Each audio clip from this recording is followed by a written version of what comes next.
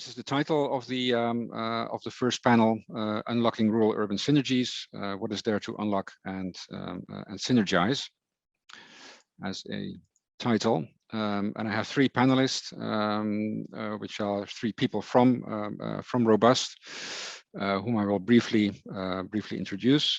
First, Damian Maye. Damian is a professor of agri-food studies, works at the Countryside and Community Research Institute, which is part of the University of Gloucestershire. And Damian also had the challenging task, also together with his colleague Dan Keach, to sort of coordinate this whole process of working in living labs in communities of practice, and actually trying to make sense of what came out of all that work. So they had I would say, quite a tough job, especially in the months sort of before the summer break, to sort of read all the living lab reports, the community of practice reports, and actually coming up with some sort of general findings. Keeping in mind Alexia's request at the beginning of the project, it didn't scare us. I think it was really helpful to sort of stay sharp and actually also deliver results that have wider relevance, sort of beyond the specific places in which we have been working. So yeah, we will discuss more about work package 3 in the and some of the findings in the panel.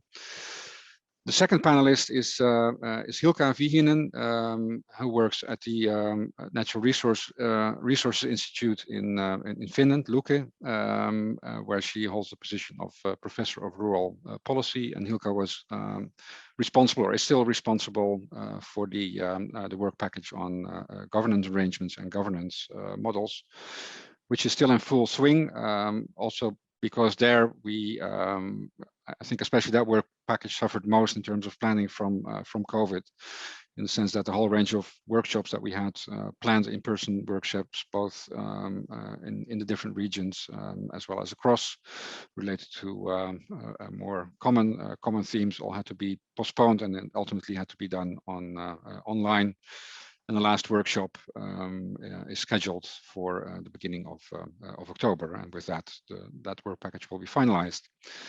The third panelist is Vincent O'Connell. Vincent is the Secretary General of PURPLE, the Peri-Urban Regions Platform Europe, and was and still is responsible for the policy recommendations, not only policy recommendations, but also throughout the project. Vincent has sort of updated us on what are relevant policy developments, what does it mean for work in Robust, and how can we actually sort of feed into these different policy processes. So I would like to get started with the panel, and I'll stop sharing and ask Damian and Hilkka and Vincent to switch. Yeah, you have your cameras on and also your sound on. And we have a couple of questions I want to ask them. There's sort of 4 rounds of questions. If you have any comments or questions that you would like to ask related to the discussion that is going on at that moment, please put them in the chat. At the end of sort of each round of questions, where all 3 panelists will respond to a question, I'll have a short look also together with Alison and Catherine to see what comments are there in the chat. Maybe we have time to answer them. And so we do it after every round, and there will be a sort of 10 to 15 minute Q&A session at the end of this panel. So to start with, we have I think about half of the participants in this online conference are not familiar with the goals and approach of the work packages that you coordinate. I mean, I only showed the sort of the big structure of the project. So maybe to start, I would like to ask each of you if you could briefly, and briefly means sort of 2 to 3 minutes, explain what the objectives of your work package were and what was actually done to achieve that. And we will sort of do that each time in order of the work package numbers. So Damian, if you could start. Yeah, thanks for the introduction. Han, thanks Alexia for your great talk. It's very inspiring. And yes, good morning everyone. So I guess WP3 is essentially the main empirical work package for Robust. So our aim was essentially to explore and to analyze rural-urban relations at those two levels that Han explained. So at the living lab level, which is a place-based type approach, and then at what we call the COP level, which is more thematic. So our brief was to try to understand linkages. How do we strengthen rural-urban linkages? Where's the potentials? Where's the bottlenecks? And then to begin to both share those experiences and to kind of evaluate our kind of learning as we go on. I guess the key thing to note is that although it's an empirical work package, it's not what I would call a standard empirical work package, because we were using kind of transdisciplinary or more kind of action-orientated types approaches to our work. So basically, we were trying to co-produce our visions and our innovations for rural-urban by working closely with our practice partners, which Han introduced earlier in his talk. So we did that in a couple of ways. The first thing we did was although we recognized there was a lot of diversity in our group, we created some common steps for each living lab. So there was 4 of those, which started with a kind of envisioning process. And then we had what we called an experimenting and experiencing process. We were testing out our ideas.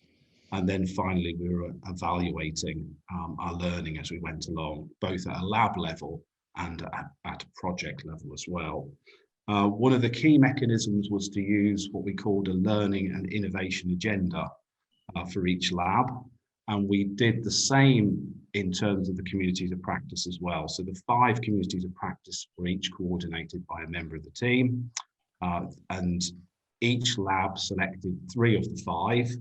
And then they created a kind of mechanism to share experiences, but also create their own innovations as a group as well. And that was coordinated through this innovation agenda and through the development of a series of what we call common learning resources, basically. So these are the ideas, the innovations that we identify as a group. And then as Han explained right at the end, our job was then essentially to try to make sense of all of that richness, all of that detail, and all of the brilliant examples that came from the work. So that's a very quick overview of WP3. Thank you, Damian. Hilkka, regarding work package 5, could you explain what it was about and how you went about it? Thank you, Han. Good morning.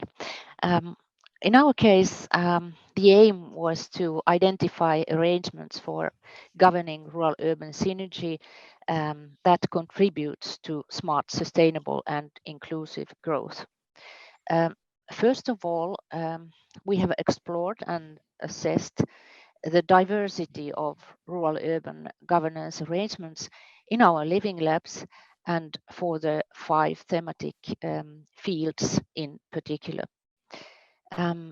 Again, with the help of a network governance framework that we chose already in the beginning of the project, we have critically assessed the place-based or the place-specific opportunities and limitations of different types of governance arrangements. In addition, as Han mentioned, we are still to organize a European workshop, which will take place early October with selected participants from different backgrounds. We'll have decision makers, NGO representatives, researchers and business actors with us. They represent experiences from both local, regional, national, European, as well as transnational levels. In this workshop, we shall then evaluate the transferability of promising governance arrangements between regions and thematic domains. Thank you, Hilkka. And now the floor is yours, Vincent, to say a bit more about work package 6, what you did and why. Thank you, Han. Good morning, everyone. Yeah, work package 6 is essentially the policy element within the project, and here's really where we set out to bring the policy dimension into play in terms of producing some policy recommendations, as already been alluded to, but also a series of policy briefs on different aspects of emerging policy at the European level, but also at the national and the subnational levels as well. So really the work package is about an attempt to sort of recontextualize some debates, I suppose. It's certainly about making some sort of targeted and timed interventions in particular policy areas, and as particular policy instruments are developed, and we've heard a little of the story around the involvement with the long-term vision for rural areas, ongoing piece of work there. It's certainly around pulling together some sort of set of thinking about policy making processes themselves, and how those might more effectively take on board so the rural-urban dimension. It's very much about drawing upon and drawing together work from other parts of our project, particularly around the empirical base work that's come out of work package 3, which you've heard Damian talk about, within a sister work package number 4 there as well, some more in-depth sort of thinking about cross-sector connections, which we're drawing upon in the work that we're bringing towards a conclusion now, and very much around the work that Hilkka has just described under work package 5 as well, the governance dimension behind all of this, and trying to entwine those different things. So what we're actually going to conclude with doing, as you say, that the project's a couple of months away now from conclusion, is to pull together and to finalise a whole suite of what are essentially written documents, written resources really, and a mix there, as I've said, about policy briefs, of policy recommendations. We're going to look to produce a final sort of policy manifesto, the word that we're using for that, and we'll offer up a hub where we pull together a sort of repository of relevant resources that we've amassed over the time of the project, so that that's there for future use. So it's essentially, as I started off by saying, it's the policy dimension and attempts to entwine that with the practice and everything else. Thank you, Vincent. I also had a look at the chat. I don't see any sort of comments or sort of clarifying questions. So I would like to sort of go on to the next question that I would like to ask the panelists, and that has to do with one of the major challenges that we had to deal with during the project, and we still are dealing with, is the COVID pandemic. This has resulted in a delay of the project. Originally, we were supposed to finalize it on at the end of May, but we requested a 6-month extension, simply because we had to cancel certain events and sort of reorganize, reschedule a lot of the deliverables and activities. We also had to develop and implement new methods for collecting data and find new ways of interacting with stakeholders. If you're sort of used to do in-person workshops and you need to find ways of doing that online, also the quality of the workshop also depends on the quality of the internet connection, the software that people have, how easy or difficult they find it to participate in these kinds of online events. And the same was held true for the meetings that we had as a consortium, which also all of a sudden had to switch on online. I think we had the great advantage that we had met a couple of times in person in different meetings. I think having to start with a large project like this fully online, I think would have been a nightmare. So I'm sort of glad that this pandemic sort of hit halfway and not at the very beginning of the project. Aside from these sort of challenges that we had to address and overcome, the COVID pandemic has also shed new light on rural-urban relations. Alexia was also referring to that. Damian, I mean, you've sort of seen and read a lot of examples from Robust. If I sort of were to ask you which kind of examples, and let's say max 3, sort of come to mind about the growing importance and or strengthening of rural-urban relations due to or related to the pandemic, actually come to mind. Yeah, thanks, Han. Well, I guess the first point to note is probably a general point, which is reading all of the Living Lab reports.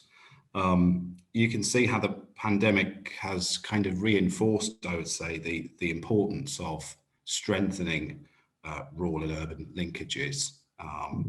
So there is, I think, a kind of appetite, if you like, for new ideas and new approaches, not just to the economy, but to the way that we live our lives. And you can see that coming through. And so to some extent, there's been a kind of an energy or an enthusiasm or a kind of reinforcement of what we're doing as a project. I think you can think about examples. So you could look at lab level examples, but you can also pick out, I think, kind of thematic examples, which is what I think I'll do. So the first one, which was already mentioned actually in Alexia's talk, is this importance of this new phenomenon around kind of multi-locality living, which is particularly clear in Helsinki, but also in other labs too, including the Mid Wales lab. And related to that, questions around kind of population and commuter flows. The other one that I think is interesting relates to infrastructure, particularly public and green infrastructure, which are needed, if you like, for this better living. So the questions around teleworking and broadband, but also the sort of green infrastructure stuff which comes through, particularly in the Lisbon lab. And then the third one, I'll kind of lump two things together, is sort of digitalization and the power of proximity which come through. So we've seen, particularly in the sustainable food group, for example, innovations around sort of new digital platforms, click and collect mechanisms, procurement. So there's a lot of stuff around food, but it's not just food. It's also linked to more other ways to connect territories. But the digital plays a part in that as well. So it's not this kind of bounded idea necessarily. So there's just a few ideas, I think, which I think are interesting. Great, thanks. Hilkka, then more sort of looking at this from a governance perspective, did you sort of see new governance arrangements actually emerging or sort of particular ones growing when it comes to sort of governing rural-urban relations in COVID times? And if yes, could you give some examples of that? Or if not, would you then argue that there is a need for new governance arrangements to actually govern these rural-urban urban relations? With governance arrangements, we have learned in Robust that they take very long to emerge. Thus, it's not easy to identify new governance arrangements for rural-urban relations or because of COVID as such. But however, the pandemic has clearly boosted, for example, remote work and multi-local living, connecting, which then connects rural and urban areas in a different and much stronger way than before. As an effect, there is a need for flexible local administration or flexible towns and cities. If we think that the demand for services, for example, fluctuates a lot seasonally, both sides, there where people leave to go to, for example, to rural areas, and again in rural areas when the second home owners are in their town dwellings. So this causes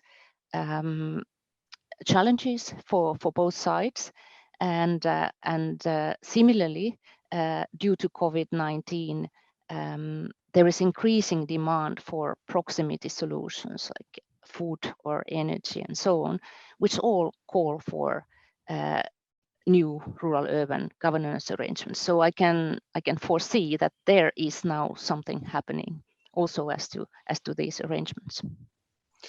Okay, thanks. Then we sort of move to Vincent with a question more related to whether he's sort of witnessed if the pandemic has had any impacts on policies, either at EU, national or maybe subnational level, sort of aimed at or related to rural-urban relations. And well, could you sort of shed your light on that and maybe give a couple of examples if this is the case? I can try, Hans, certainly, yeah. The answer is a resounding yes. I mean, I think the pandemic has had impact at every policy level and in every policy field. I mean, I can't think of an exception, really. And I think across the piece, whichever policy area you're thinking around, you'll see that there are notions of resilience and recovery incorporated into policy thinking and the instruments that go along to deliver those policies. I suppose at the EU and at the most obvious overt level, the next generation EU provision, the idea of expressly investing in resilience and recovery measures, and they sit alongside other cohesion policy investments, etc., etc. I think slightly more broadly and very interestingly from a robust point of view, I suspect that one of the things that's really come out of the pandemic and its effects is a desire, or I might borrow Damian's word, appetite, to really sort of revisit, reevaluate and look again at the relative merits, importance and natures of different kinds of places, different kinds of territories, be they urban, peri-urban, rural, etc. And I think a sort of a rethink really along what are the functions that those different sorts of places are serving, and that's been propitious really in terms of robust and what we've actually been focusing on. That debate has come out much more I think into the open as a direct result of a lot of the experiences that have come out from the pandemic itself. It just renders it a much more territorial approach to things, and we can see things that have been reformulated at the policy level, again at the EU level, where you've got all this sort of notions around recovery and resilience entwined with movements, green transition and digital transition, and all those things now are fused in a way that wasn't necessarily previously the case, and that in turn I think helps to sort of confound assumptions and stereotypes around different sorts of places and the people within those places, the communities and the functions of them, and where you'll see all sorts of notions emerging around building back better, about doing a sort of resetting, and indeed sort of capitalizing, harnessing perhaps some of those temporary effects, change in behaviour that the pandemic brought about, that might be sort of worth sort of keeping. I'm talking about reduced levels of travel and traffic related pollution, etc. Just you also a couple of concrete examples. I would think, for example, the whole sort of field of flexible working, the way that people work, where they work, assumptions about where people need to be to do work, and I would link that in turn with broader sort of labour market thoughts, really, the nature of jobs, how good those jobs are, the quality of jobs. Certainly stuff around land use planning, if you're talking around policy around land use planning, housing, future housing needs, and transport perhaps would be the other example I bring for transport infrastructure. What are the implications about different mobility patterns going forward? But as I started off by saying, I couldn't think of an exception to the rule, really. It impacts across the piece, as you'd probably expect.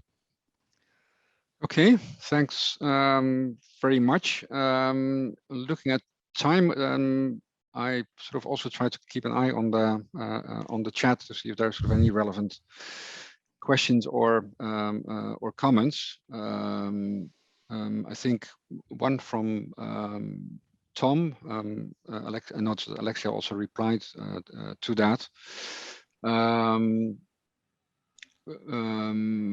And it says, I mean, did we also look at sort of cross-departmental funding for rural capacity engagement? I thought that was a relevant question. No, I don't know if any of you, Damian, Hilkka, or sort of Vincent wants to discuss that. Hilkka? In one of our templates where we asked questions concerning governance arrangements in our living labs, we also asked about their resources. Where do they get their resources? Financial or other sort of resources. And there came out a few, well, actually few cases where they get financing also from different departments, if you refer to different ministries, for example. But that was not so common. Okay. Damian or Vincent, anything to add to this? Sorry, Damian. No, you go on. I really don't have a great deal to add, so you please comment, Vincent. Okay. Then maybe Vincent. Yeah, just very, very quickly then, Hannah, and hopefully I understand the question. Certainly in terms of the policy recommendations, I think there is stuff there that we'll be looking to say around the way in which things like cohesion policy funding might be accessed. I'm thinking in particular of the policy objective 5 under the new regulations, where there's an emphasis there on the territorial and indeed explicit reference to rural-urban connection and linkages. And I think there's probably something around adopting a more place-sensitive approach to funding regimes and the way in which financial resources accessed, who is entitled to access and the ways in which it's done, etc. So if that were the meaning of the question, yes, I think there is a dimension there that's relevant to us, particularly, as I say, around cohesion funding. Okay. There's one. The only thing I was going to just point to, Han, it's maybe slightly veering slightly off topic, but there's some really interesting work that the team in Styria have been doing, where they've been working, trying to do this kind of into municipal budgeting and those types of things. So, you know, there are attempts to experiment with some of these things, but they can be quite challenging, which is probably why you don't have it happening very often. Yeah. Okay, thanks. There was one more question that I would like to sort of get your response to, and it's a question from Sebastian related to the trend for multi-locality. And if we sort of look at this from a sustainability perspective, is it effective for sustainability transformations if people use multiple locations part-time? I don't know who wants to see Hilkka, because sort of the multi-locality is also features prominently in the Helsinki Living Lab. Hilkka, go ahead. Indeed, thank you. It was one of our themes and became more and more prominent during the COVID. Not a surprise. Actually, we don't go into very much in depth with the sustainability of multi-locality, but it will be touched upon, at least in one of the chapters of a book that our colleagues are now working on as to ecosystem services. So there we will compare the experiences in Austria and in Finland in particular as to sustainability and the phenomenon of multi-locality, taking into account the kind of features that are now mentioned in the chat. So partly we will cover it, but it in a way came a little bit late to our agenda. Yeah. Okay, thank you. Then I think it's time to move to the next part of this, or the next question actually for this panel. I see that the discussion on multi-locality is also going on in the chat, so please keep on chatting as well, while also listening to what we are actually saying. A third question that I have for the panelists actually relates to one of the key conclusions from the project, and that is that rural-urban synergies can best be secured by a shift from economic growth for its own sake towards economic outcomes which at their core enhance sustainability and well-being, or in short, a shift from a GDP growth-based economy to a more well-being economy. This will also be a key topic of the panel on the second day of this conference, but then with I would say sort of outsiders, not people that were part of the robust consortium. So I think this sort of nicely is a sort of an introduction to also to that panel tomorrow. Damian, I mean, you've been sort of going through all these Living Lab and COP reports, and you've read them, you've analyzed them. And could you explain a bit more what you see as the key features of this shift towards a well-being economy, and why is it also important for enhancing rural-urban linkages, or maybe the other way around? Why strengthening rural-urban relations is important for a shift towards a well-being economy? Yeah, I'll give it a go, Han. I mean, I think the first thing to probably note is that to some extent, the work of the Living Labs and the communities of practice, they were encouraged to experiment, but there was also a kind of element of a kind of, you know, a grounded approach to that as well. So we wanted the teams to kind of formalize their work around approaches and arrangements to strengthen rural-urban. When we started to look at the data and look at all the examples that were coming back, one of the things that was really striking was that there was, it seemed, a kind of desire to create new forms of economic practice. We feel that we're beginning to observe a kind of, it might sound a bit over the top, but a kind of almost a kind of new paradigm, not just for the economy, but for perhaps the way that we live, this idea of a kind of well-being economy. So we can observe in the examples questions around, you know, how do you develop, for example, foundational infrastructures like services and things like that, particularly for remote rural areas. A desire for a kind of agenda that's about quality of life and not just about GDP and kind of market orientated outcomes. So our sort of argument, I think, is probably the latter way that you described it, that rural-urban relations can strengthen and provide a foundation for well-being of both rural and urban environments. So what we try to do in the project, partly to try and make sense, I suppose, of the data, is we have developed 5 dimensions of what we're calling at the moment the foundational economy. So the overall objective is this idea of well-being.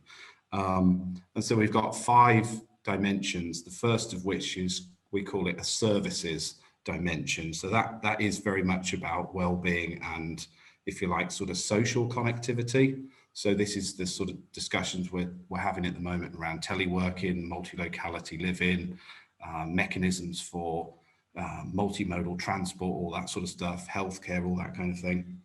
And then we've got 4 others that kind of work as 2 pairs, basically. One is what we're calling this kind of proximity dimension, where you're looking at kind of experiments that create spatially proximate, so things like shorter spatial or social distances. So that might be food or community or territorial initiatives, alongside one around circularity, which is more around kind of closing sort of nutrient cycles and things like that. And then we've got one around ecosystem services, which relates very much to the ecosystem services theme, and another one which is about culture. So that could be particularly heritage, it could also be identity, finding tools for that. And the idea of these 5 dimensions, which I think reflect quite well the work that everybody's been doing, is to see them as connected together, so not just as one dimension. So the services is essentially the kind of basic foundation, particularly important for rural areas. But then they kind of interact and enable one another. So for example, you can imagine rural areas, as Alexia was describing, having a critical role, for instance, in terms of dealing with ecosystem services and climate change, but equally there's a trade-off there. Those areas need basic services, so they're livable places and so forth. So you've got this interesting dynamic, I think, and I think that's what we've tried to argue, and what we're arguing through our WP3 data. Thank you. Forgot to unmute myself. That takes us to the second panelist, with the question of what are actually the implications for the shift towards a sort of well-being economy, sort of more attention for quality of life, for services in rural areas. What does it actually imply for governance arrangements? Hilkka. The new set of growth practices that Damian told about, they all potentially enhance rural-urban links, which in turn, again, they call for governance arrangements to manage them. Again, depending on what the issue is that needs to be organized, it's quite obvious that the regional scale again will differ, as well as the combination of actors in question. In many cases, it's important to engage multiple levels of administration and multiple actors. But for example, in smaller scales, proximity and culture governance arrangements, less may suffice, like in relocalizing production. However, I think it's likely that local government will continue to have a key role also in many of these new governance arrangements, and many solutions will require also intermunicipal cooperation. I don't think that will change much. This means that it's essential to guarantee that both the rural and the urban dimensions are properly articulated in the existing local planning and decision-making structures. Otherwise, this won't work out well. Again, independent of if these structures are public or private, it is as important to articulate the both points of view and needs. In addition, new platforms and practices for negotiating and operationalizing the place-specific well-being economy applications are likely to be needed. Think of tailored logistic arrangements, for example, or public food procurement. All those arrangements should bring rural and urban actors closer one another. I think this is key, in a balanced manner. As Damian, I would like to stress the social connectivity as the basis of the governance arrangements too. Thank you, Hilkka. And then we sort of move more towards the policy level, with a question to Vincent, if he sort of witnessed a shift or the need for a shift to a well-being economy, also in sort of policies, in current policy-making discourses, and if so, which policies would come to mind, and could you give a couple of examples thereof? Yeah, sure. Thank you, Han. It's interesting. I think yes, a shift, and certainly yes to the need for a shift. My only hesitation around that, though, is that I think it's important not to think of this as being entirely new at the policy level. I think there's been debate for a long time around that, and there's a potential danger that we may slightly do ourselves a disservice if we regard this as being a very new thing.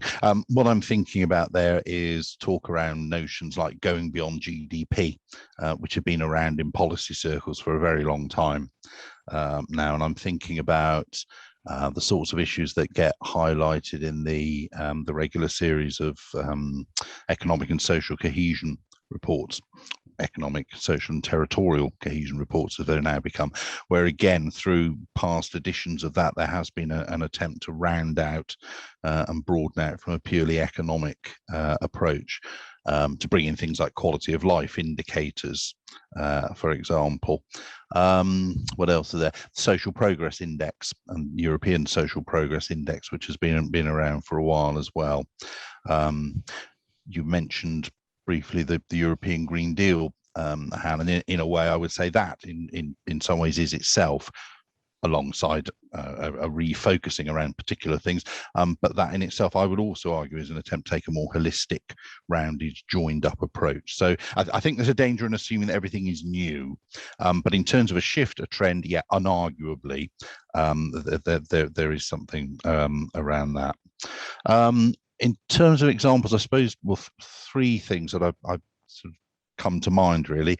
There's an initiative from the EU Council of Ministers themselves, the economy of well-being, and that indeed has that same strap line that is familiar, going beyond GDP.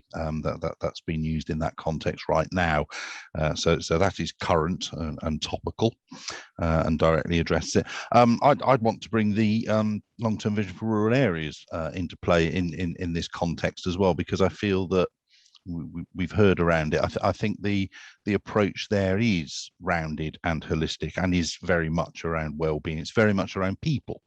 You heard a lot about the sort of public consultation dimensions there within, but there is within the DNA, I would suggest that there is some central concern around the well-being of people and places. So I would put the LTVRA itself in that context of being an exemplifier of taking that broader approach, looking at well-being, going beyond the economic solely. And I think the third particular policy instrument I bring into play is the Territorial Agenda 2030, which sort of arranges itself around sort of twin concerns around a green Europe and a just Europe. And I think particularly within the second of those pillars, you have concerns there looking at well-being. You know, it's people as much as it is planet, and certainly as much as it is around profit. And it's that sort of desire to look at how people, communities and places function in reality. So I think push for three examples, those would be the ones from me. Okay, thanks. I'll see an interesting question popping up in the chat by Ilona, who states the indices exist and are used, but seem to be secondary in the majority of decision making. Do you think this is likely to really change at EU level in the next, say, 15 years? So Vincent, you're sort of mentioning it's not new. We have all sorts of indicators, I think, when it comes to well-being, but is it sort of truly sort of central to sort of decision making? Could you sort of reflect on that? Increasingly so, I think, would be my feeling. I think a discernible trend, at least. I mean, very, very hard to make sort of accurate prognoses maybe, but I think there is a discernible trend. There is sort of scope for optimism, room for optimism, shall I say.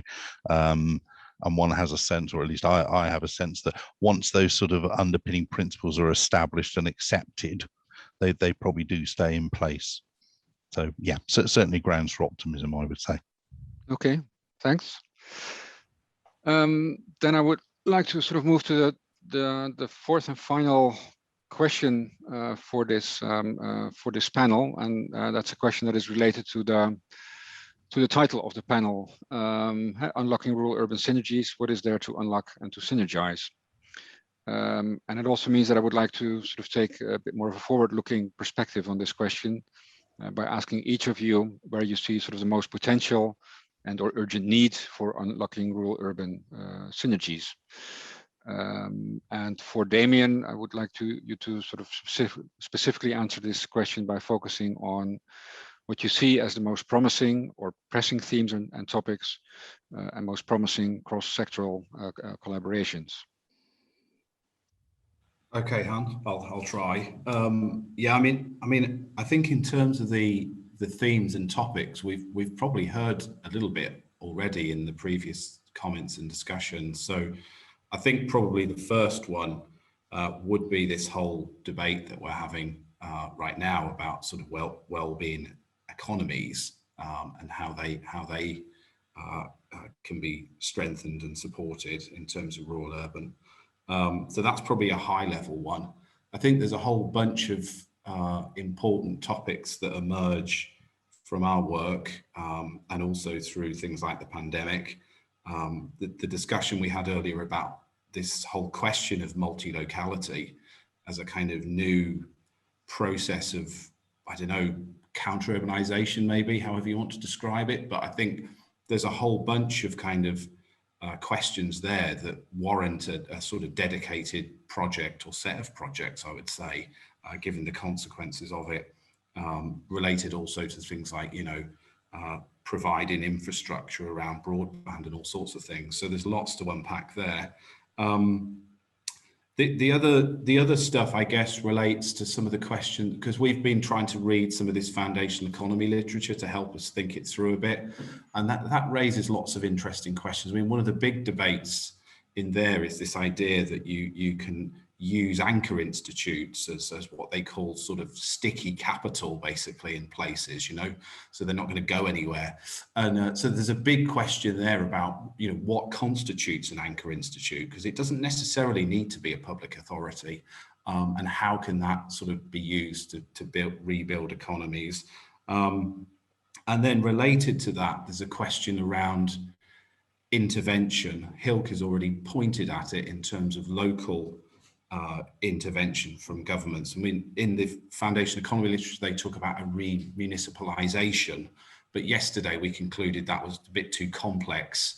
So really what you're talking about is, you know, what's the role of local and indeed central government in building these new forms of economy? And I think there's a whole range of interesting collaborations that have come out of our work. So the intermunicipal stuff, there's a whole set of things around different strategies, not just food strategies, strategies for culture, ecosystem services. A very interesting discussion about the potential role of something like a rural policy council, for instance. So we've got food policy councils and we've got sort of urban ones. What about a rural policy council? And then another quite pragmatic thing is the role of planning, the role of spatial planning and planners in this process. So if we're going to be doing this, you know, this sort of coordination of places, planners and spatial planners must have a critical role. So a whole host of things, Han. I've probably gone on a bit too much, but lots to think about. All right. Thanks. No, you didn't go on too long about it. I think these are sort of some of the very telling examples also that emerged from our work. But as you rightfully state, I think it also sort of requires follow-up work also on some of these very specific topics. Governance and governance arrangements are sort of an important topic and focus of Robust.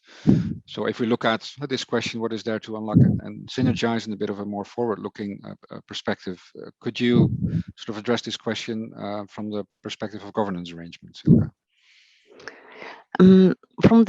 From this point of view, a basic issue is actually how explicit is the rural-urban synergy in the present governance arrangements.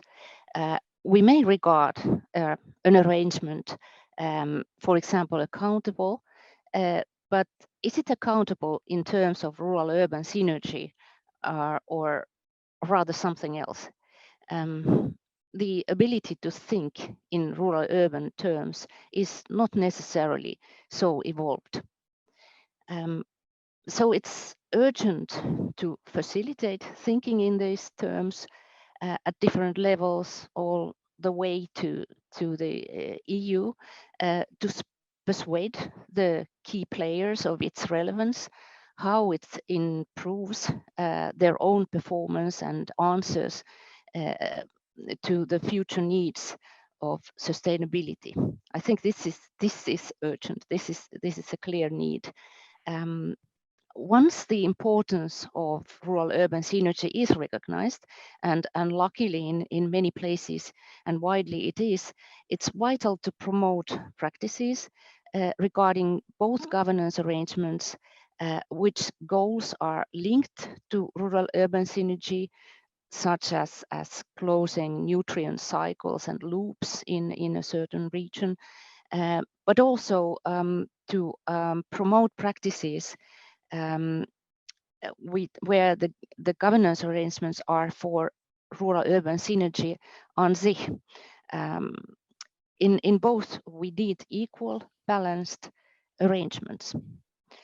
I see that there is a lot to win here, especially in a world where we are increasingly mobile and place independent.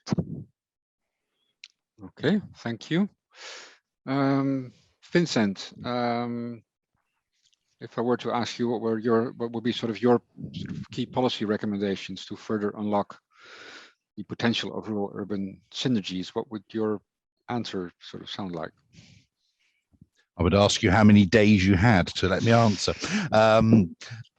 Right, okay. I think I see a sort of layering exercise here. I suppose starting from a broad base, if you want, something for sure around typologies and thinking beyond any sort of binary model around rural and urban. So really getting much better under the skin of what those sort of realities, territorial realities really are. I think there's something about being clearer that because places, territories might be different one from the other, it doesn't necessarily mean that they're divided one from the other. To be other is not to be in opposition. It isn't necessarily to be in competition. So that's to sort of require a fundamental shift in mindset on the part of some, I suspect. Something about better understanding the vagaries and the nuances within rural as well, and some thoughts around just how you would go about doing that, which we'll be including in our recommendations.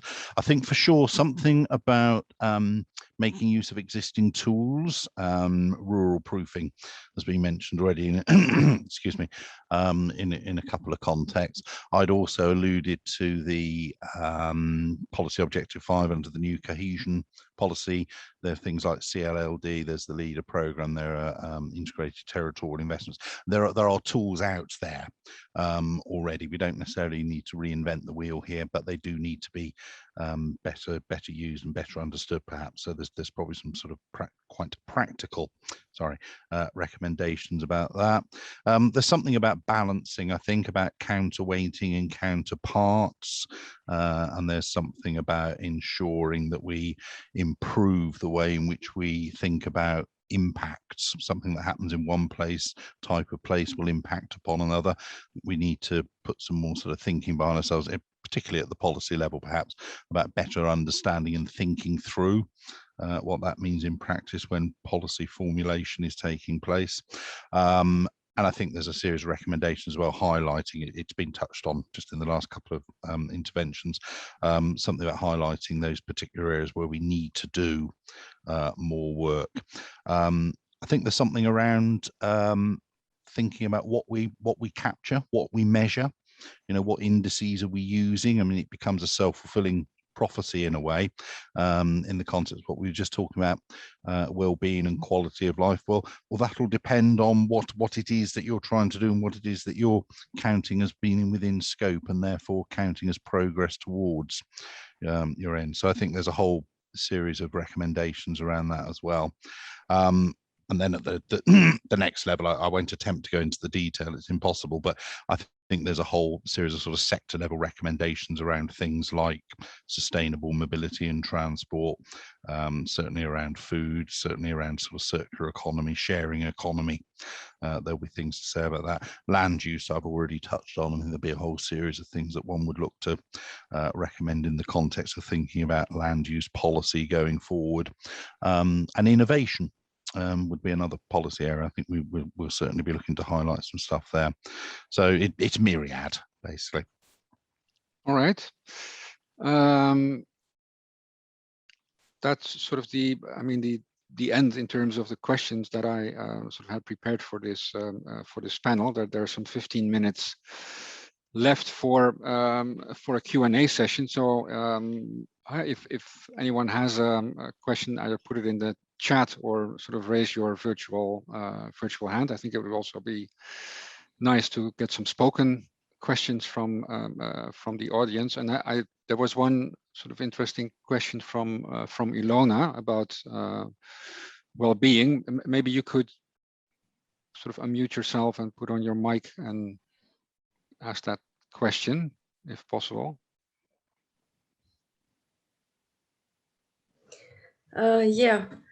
My point was basically about the differences between countries or regions that are at different levels of, let's say, development, economic development. And I think it's fairly well known that concern for post-material elements of well-being increases with economic development. So I think Matt Reed already kind of answered my question, but I was wondering whether you noticed some differences between localities with regard to this.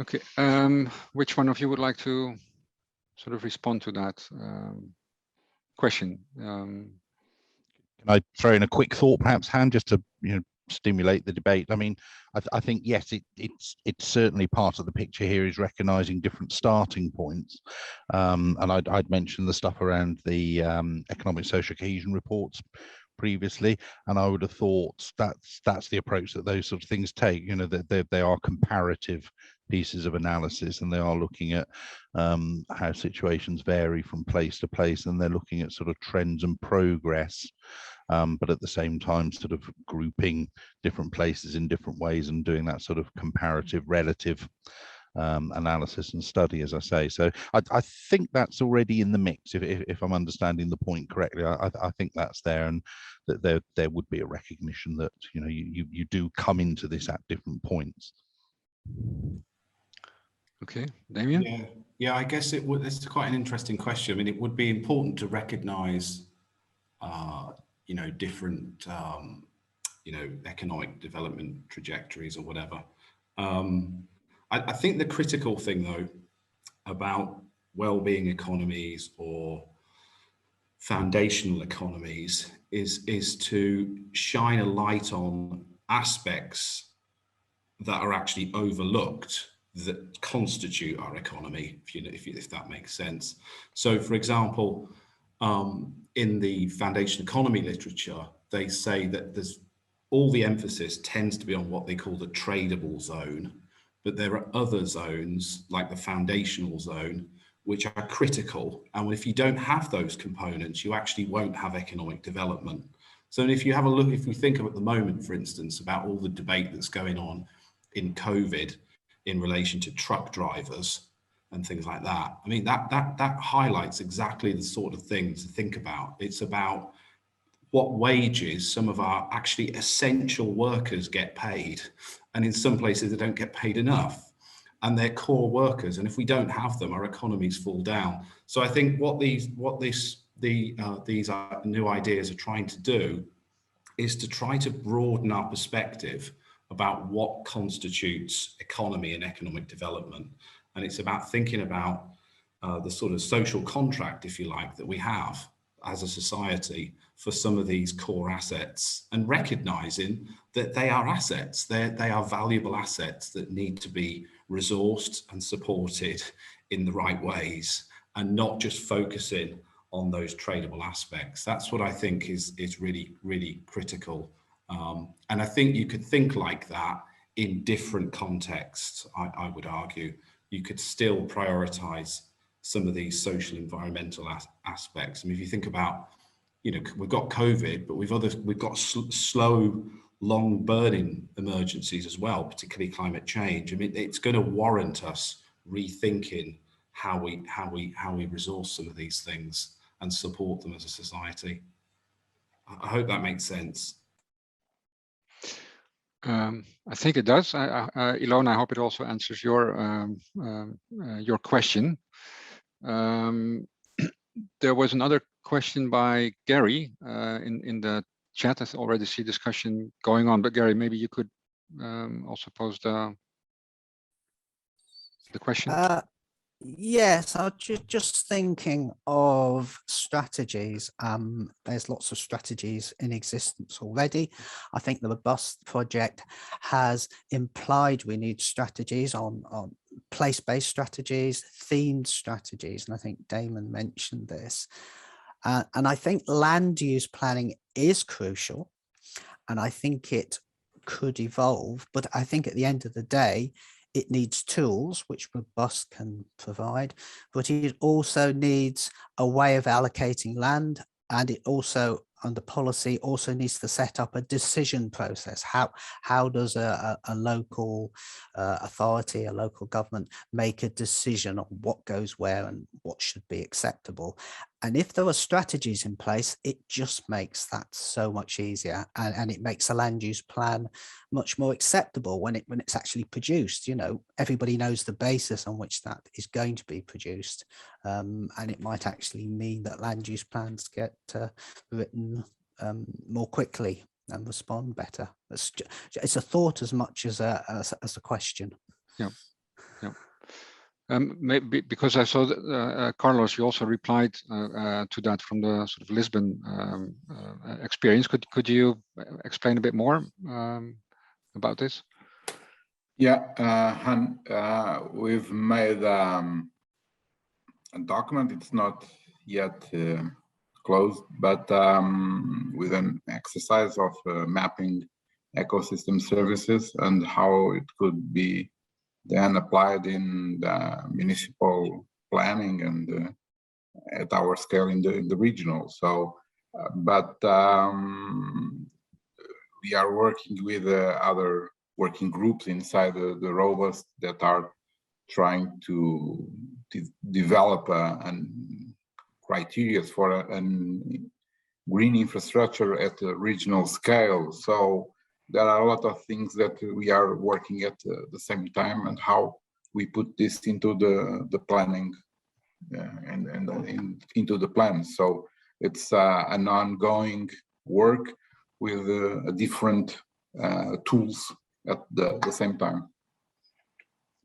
Thank you, Carlos. I don't know if any one of the panelists sort of wants to sort of add to this this discussion.